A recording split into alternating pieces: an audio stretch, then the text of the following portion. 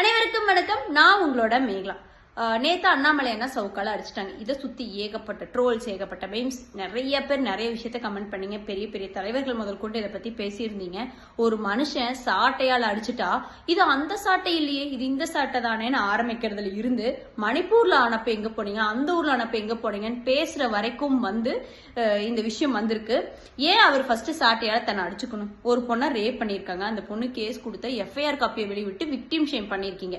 இதையெல்லாம் கேட்டா கோமாளி அப்படின்னு சொல்லி அதை பார்த்து நகைச்சு சிரிச்சிட்டு இருக்கோம். மக்கள் கொஞ்ச நேரம் யோசிச்சு சிந்திக்கணும். ஏன்னா நம்மளோட மாண்புமிகு முதலமைச்சர் என்ன சொல்லியிருக்காருன்னா, சட்ட ஒழுங்கு நேரடியா அவரோட கண்காணிப்புல இருக்குன்னு சொல்லியிருக்காரு. இந்த வீடியோ பாத்தீங்கன்னா உங்களுக்கு புரியும்.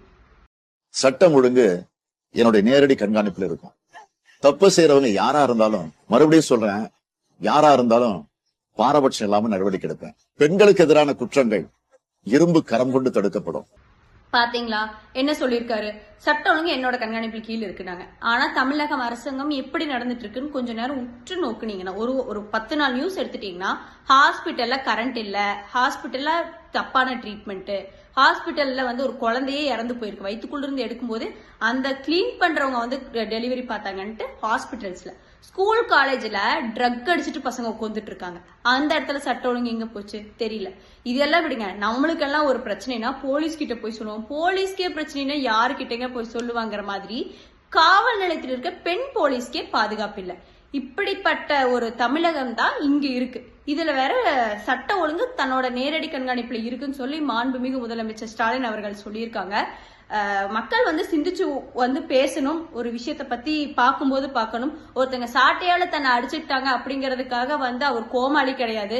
அவர் வீட்டு பெண்ணுக்கு இது நடக்க கிடையாது.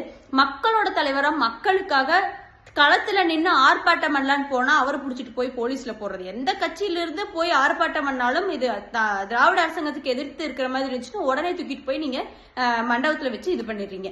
அதனால கோமாளி யாரு, நல்லா ஆட்சி கொடுக்கறவங்க யாரு அப்படிங்கறதெல்லாம் மக்கள் சிந்திச்சுட்டு, அதே மாதிரி ஒரு ஜோக் பண்ணி கமெண்ட் பண்ணி சிரிக்கிறதுக்கு முன்னாடி எல்லாம் யோசிச்சுட்டு பண்ணுங்க. ஏன்னா மக்களுக்காக போராடுற தலைவரை பார்த்து நம்ம சிரிக்கிறோம், தன்னோட குடும்பத்துக்காக அரசாங்கம் நடத்திட்டு இருக்கிறவங்கள பார்த்து நம்ம வியந்து போய் ஐயோ தலைவரேங்கிற மாதிரி இருக்கும். மக்களே தயவு செஞ்சு சிந்திங்க. இது ரொம்ப சிந்திக்க வேண்டிய நேரம். சிந்திச்சு 2026 ஓட் பண்ணணும். தமிழகம் நல்ல அரசாங்கத்துக்கு கீழே இருக்கணும். நன்றி.